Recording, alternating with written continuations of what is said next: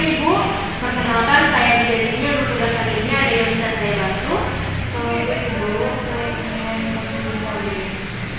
Sebelumnya apakah Ibu sudah tahu apa itu KB? Belum tahu ya Bu. Kemudian apakah Ibu sudah tahu tujuan dari KB itu apa? Belum ya. Kemudian kontrasepsi apa yang ingin Ibu gunakan? Suntik progester ya Bu. Sebelumnya saya akan menjelaskan terlebih dahulu apa itu KB. KB itu merupakan suatu program skala untuk menekan angka kelahiran serta mengendalikan pertambahan penduduk. Tujuannya mencegah kehamilan yang tidak diinginkan, mengurangi risiko aborsi, menurunkan angka kematian ibu dan bayi, serta menjaga kesehatan mental pada keluarga. Baik Ibu, di sini saya akan menjelaskan beberapa metode kontrasepsi. Yang pertama metode KB alamiah, yaitu terdiri dari mal. Kontrasepsi alami ini bersifat sementara yang dapat digunakan setelah persalinan. Mal ini memiliki cara kerja berupa penekanan ovulasi. Kemudian metode Ledersertich ialah metode ovulasi dini atau FOD, yaitu metode kontrasepsi dengan menghubungkan pengawasan terhadap perubahan Ledersertich. Kemudian metode ini juga mengamati pola Ledersertich di antara siklus haid. Maka pasangan dapat menentukan kapan saja yang tepat berhubungan seksual untuk merencanakan atau menghindari kehamilan. Setelah itu sistem kalender. Sistem kalender ini merupakan salah satu metode mencegah kehamilan dengan memanfaatkan kalender sebagai alat pemantau siklus masa subur. Setelah itu ada juga metode suhu basal. Metode suhu basal ini merupakan kontrasepsi dengan menghitung peningkatan suhu tubuh sebelum melakukan hubungan seksual. Setelah itu metode sistem termal merupakan KB alamiah yang mengidentifikasi masa subur dari siklus menstruasi wanita. Metode ini juga mengkombinasi metode suhu basal, tubuh dan kontrasepsi ya Bu. Setelah itu senggama tertutup. Senggama tertutup ini merupakan teknik yang dapat mencegah kehamilan dengan cara sebelum terjadinya ejakulasi pada pria. Kemudian ada juga metode Belir, yaitu berupa kondom dan diafragma. Kemudian spermisida. Kondom ini berupa alat kontrasepsi yang efektif dan efisien untuk mencegah kehamilan yang tidak diinginkan. Selain itu, penggunaan kondom ini juga dapat mencegah penularan PMS atau penyakit menular seksual seperti herpes genital, HIV atau AIDS, dan juga infeksi HPV penyebab hepatitis. Setelah itu diafragma, yaitu suatu kontrasepsi berbentuk kubah dangkal yang terbuat dari karet atau silikon. Setengah bagiannya dapat diisi dengan krim atau gel pembunuh sel sperma lalu dimasukkan ke dalam vagina sebelum berhubungan intim. Kemudian ada juga spermisida, merupakan alat kontrasepsi yang bekerja dengan cara membunuh atau menghentikan pergerakan sperma sehingga tidak dapat membuahi sel telur. Kemudian ada juga kontrasepsi kombinasi, yaitu berupa pil kombinasi. Pil kombinasi ini terdiri dari pil aktif yang mengandung hormon serta beberapa pil non aktif. Kemudian suntikan kombinasi yaitu mengandung hormon progestin dan estrogen yang disuntikan setiap bulan. Setelah itu cincin vagina. Cincin vagina ini merupakan alat kontrasepsi yang bentuknya cincin plastik fleksibel. Cara penggunaannya yaitu cukup dengan memasukkan ke dalam vagina dan membiarkan selama 3 minggu. Kemudian ada juga kontrasepsi kombinasi, yaitu bekerja mirip dengan KB kombinasi, mencegah kehamilan dengan melepaskan hormon ke dalam aliran darah ya Bu. Setelah itu ada juga kontrasepsi progestin berupa suntikan progestin, yaitu kontrasepsi hormonal yang mengandung hormon progestogen atau progestin. Hormon ini serupa dengan hormon alami wanita yaitu progesteron dan dapat menghentikan ovulasi. Kemudian pil progestin biasanya dikenal dengan nama pil mini. Di dalamnya terdapat progestin dengan jumlah yang konstan. Biasanya digunakan oleh ibu menyusui ya Bu. Kemudian implan. Implan ini merupakan salah satu alat kontrasepsi yang digunakan untuk mencegah kehamilan. Bentuknya seperti tabung plastik, elastis berukuran kecil menyerupai batang korek api yang dimasukkan ke dalam jaringan lemak pada lengan atas wanita. Kemudian ada juga AKDR LNG, yaitu merupakan alat kontrasepsi yang berbentuk seperti huruf T. Ini ya Bu ya. Kemudian alat ini nanti akan melepaskan levonorgestrel setiap harinya. Kemudian ada juga kontrasepsi mantap berupa tubektomi dan vasektomi, yaitu dengan memotong atau menutup lubang fallopi sehingga sel telur tidak masuk ke rahim sekaligus menghalangi sperma berenang ke lubang fallopi. Itu menurut kontrasepsi tubektomi. Sedangkan vasektomi merupakan metode kontrasepsi yang dilakukan untuk memotong saluran sperma atau vas deferens yang membawa sperma dari testis ke penis. Baik Ibu, tadi kan saya sudah jelaskan beberapa jenis kontrasepsi. Jadi Ibu ingin memakai kontrasepsi apa? Tetap ya Bu. Baik Ibu, kemudian saya akan menjelaskan.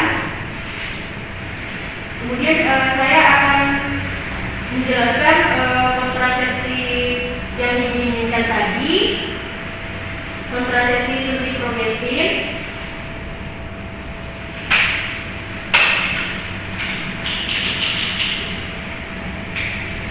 kontrasepsi suntik progestin ini Ibu mencegah kehamilan dengan melepaskan hormon progestin ke dalam pembuluh darah.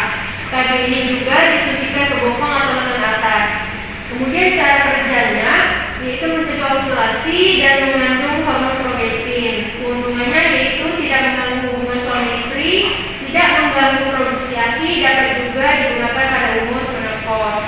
Kemudian kerugiannya tidak memberikan perlindungan pada penyakit IMS atau HIV/AIDS. Kemudian butuh tenaga terlatih untuk memasangnya.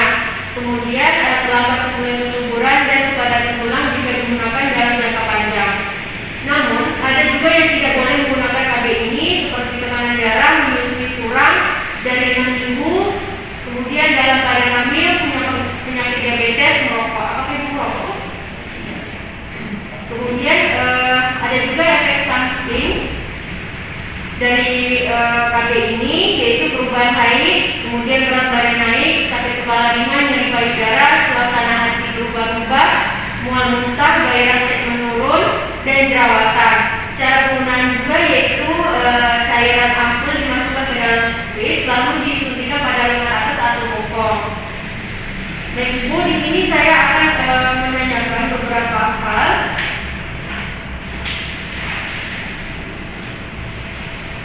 Tentang penapisan kehamilan agar dapat memastikan bahwa Ibu tidak dalam keadaan hamil. Ibu bisa menjawab ya atau tidak. Yang pertama, apakah Ibu memiliki bayi kurang 6 bulan? Tidak Bu ya. Apakah Ibu menyusui eksklusif? Tidak Bu.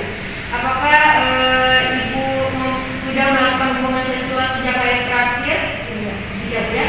Apakah Ibu baru melahirkan bayi kurang 4 minggu? Tidak. Apakah Ibu dalam siklus haid sekarang? Tidak Bu ya. Apakah Ibu mengalami keguguran dalam 7 hari terakhir? Tidak ya. Apakah Ibu sebelumnya menggunakan metode kontrasepsi secara tepat dan konsisten? Tidak. Kemudian saya akan melakukan penapisan agar dapat mengetahui kondisi medis Ibu. Apakah Ibu nulipara, maksudnya wanita yang belum pernah melahirkan bayi yang dapat hidup di luar dunia? Belum ya. Apakah Ibu perdarahan vagina? Tidak. Myoma uteri? Tidak ya. Kanker serviks? Kanker payudara? Penyakit hyper Bu seperti tumor hati, hepatitis akut? Tidak ya. Kemudian apakah Ibu mengalami tromboemboli vena seperti riwayat akut operasi besar itu? Tidak pernah ya. Kemudian apakah Ibu mengalami penyakit kardiovaskular seperti stroke, penyakit jantung? Tidak. Iskemik Bu? Tidak pernah. Kemudian hipertensi, obesitas, diabetes? Apakah Ibu merokok? Tidak Bu ya. Apakah Ibu pernah mengalami sakit kepala, bukan migren atau migren disertai aura? Tidak Bu ya. Apakah Ibu pernah interaksi dengan obat-obatan lain? Tidak Bu ya. Apakah Ibu mengalami HIV, IMS? Tidak Bu ya. Penyakit peradan kandung saat ini? Tidak. Sepsis? Tidak Bu ya. Pasca persalinan? Tidak. Kemudian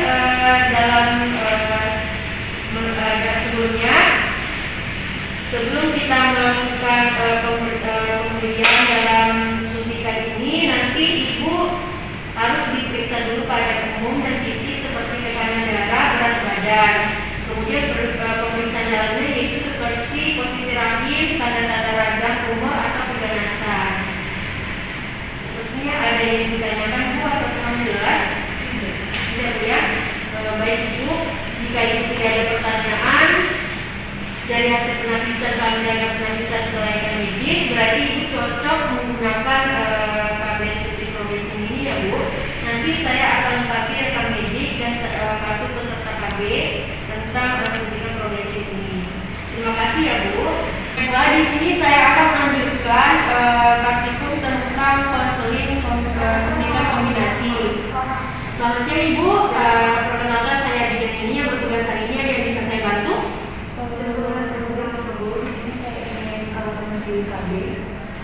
KB kombinasi. Kemudian apakah Ibu sudah tahu apa itu KB? Belum ya Bu. Apakah Ibu sudah tahu tujuan dari KB itu apa? Tidak Ibu. Baik Ibu, sebelumnya saya menjelaskan apa itu KB.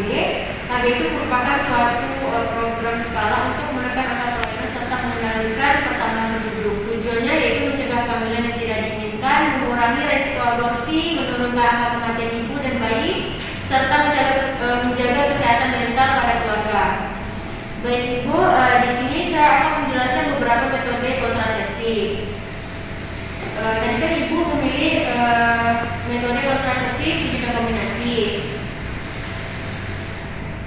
Nah, saya akan menjelaskan metode kontrasepsi yang Ibu inginkan. Ini ya Bu ya, suntikan kombinasi. Suntikan kombinasi ini mengandung hormon estrogen dan progestin yang dapat mencegah terjadinya kehamilan. Suntikan kombinasi ini tidak terlalu berdampak pada siklus haid sehingga penggunaannya masih memiliki siklus haid yang teratur.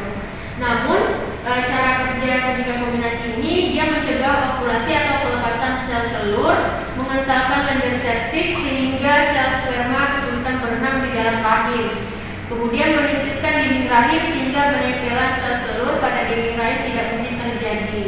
Setelah itu ada juga keuntungannya. Keuntungannya yaitu bisa melindungi ibu dari kehamilan relatif lebih singkat, tidak perlu repot-repot mengingat setiap hari untuk minum pil seperti pil KB. Kemudian ada juga kerugiannya. Kerugiannya yaitu memiliki resiko terjadi perdarahan tidak normal meski jarang terjadi. Kemudian yang tidak boleh menggunakan suntikan kombinasi ini kemungkinan sedang hamil, memiliki riwayat penyakit gangguan liver, mengalami penggumpalan darah. Namun ada pun efek samping dari KB ini yaitu berat badan naik, perubahan menstruasi, gairah seks menurun, sakit kepala, nyeri payudara dan perubahan mood dan kepadatan tulang berkurang. Setelah itu cara menggunakan KB ini yaitu cairan eliminasi ibu dimasukkan ke dalam suntik. Setelah itu disuntikan di lengan atas atau bokong ibu.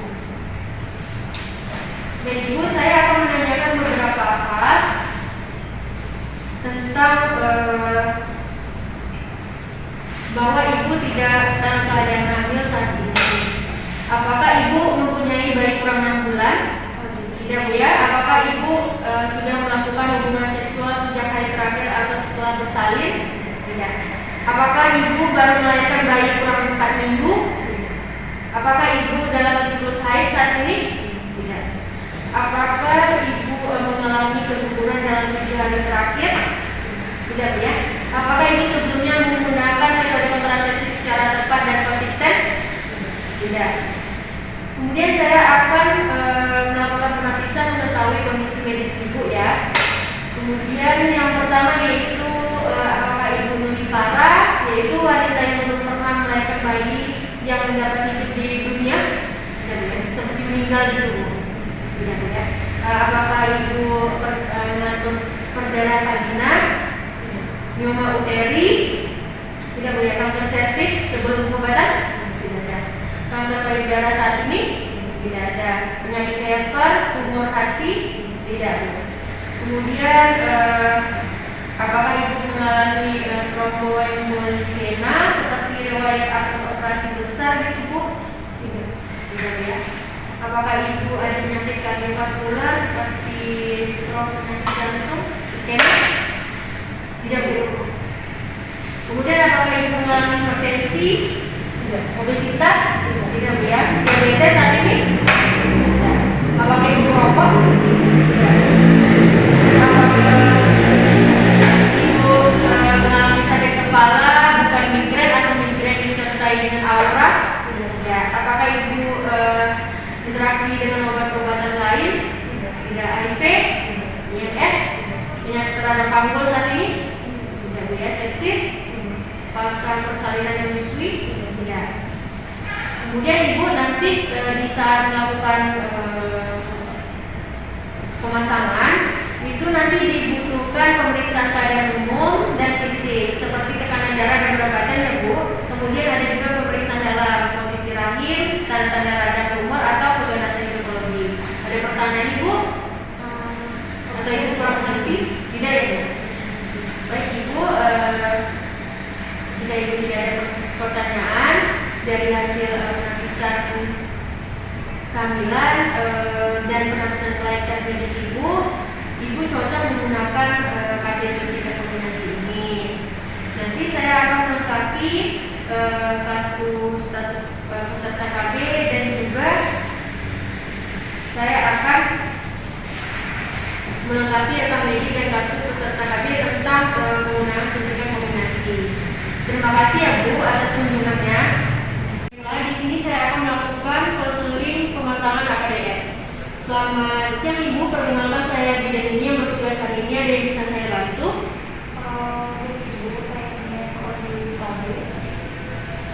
Sebelumnya apakah Ibu sudah tahu apa itu KB? Kemudian apa Ibu sudah tahu tujuan dari KB itu apa? Kontrasepsi apa yang ingin Ibu gunakan? KDR Ibu. Baik Ibu, sebelumnya saya akan menjelaskan apa itu KB. KB itu merupakan suatu program skala untuk menekan angka kelahiran serta mengendalikan pertambahan penduduk. Kemudian tujuannya yaitu mencegah kehamilan yang tidak diinginkan, mengurangi risiko aborsi, menurunkan angka kematian ibu dan bayi serta menjaga kesehatan mental pada keluarga. Baik Ibu, tadi kan Ibu sudah memilih metode kontrasepsi AKDR. Saya akan menjelaskan terlebih dahulu metode kontrasepsi AKDR ini contoh alatnya ya Bu ya. Metode kontrasepsi AKDR ini merupakan sebuah alat kontrasepsi dalam rahim dengan tindakan dengan memasang alat berbentuk seperti huruf T. Kemudian dalam pemasangan ini nanti alat ini dimasukkan melalui vagina ke dalam rahim ibu. Tujuannya untuk mencegah terjadinya pembuahan. Cara kerjanya yaitu mengubah susunan kimia yang dapat merusak sperma dan sel telur sebelum terjadinya perfilasi. Kemudian diselubungi oleh kawat halus yang terbuat dari tembaga. Setelah itu ada juga keuntungannya yaitu berlaku dalam jangka panjang, tidak mempengaruhi terhadap ASI, dapat dipasang segera pasca persalinan. Namun ada juga kerugian dari metode kontrasepsi ini, yaitu tidak memberikan perlindungan terhadap infeksi menular seksual, diperlukan pemeriksaan dalam setelah pemasangan dan perlu tenaga terlatih untuk pemasangannya. Yang tidak boleh menggunakannya yaitu wanita hamil, perdana pervagina, IMS, kemudian HIV atau AIDS, kemudian infeksi setelah melahirkan, keguguran, kanker, dan bergantian pasangan. Ada juga efek samping yaitu kram selama beberapa hari, bercat atau flek selama beberapa minggu, haid lebih banyak, kemudian bercat di antara siklus haid, kram atau nyeri selama haid, kemudian benang hilang dan keputihan. Cara penggunaan KB ini, alat ini nanti dimasukkan melalui vagina ibu dan diletakkan di dalam rahim ya Bu. Kemudian dalam pemasangan kontrasepsi ini saya akan menanyakan beberapa hal tentang memastikan apakah ibu tidak dalam keadaan hamil saat ini. Juga langsung saja nanti ibu bisa menjawab tidak atau iya ya Bu. Apakah ibu mempunyai bayi kurang dari 6 bulan?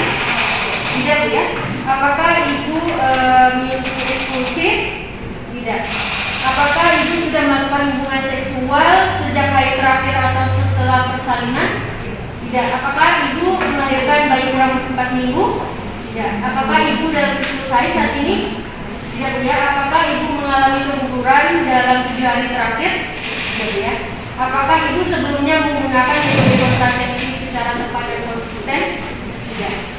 Kemudian saya akan menanyakan beberapa hal mengetahui kondisi medis ibu. Apakah ibu menipara, yaitu wanita yang belum pernah melahirkan bayi yang dapat diikuti seperti meninggal?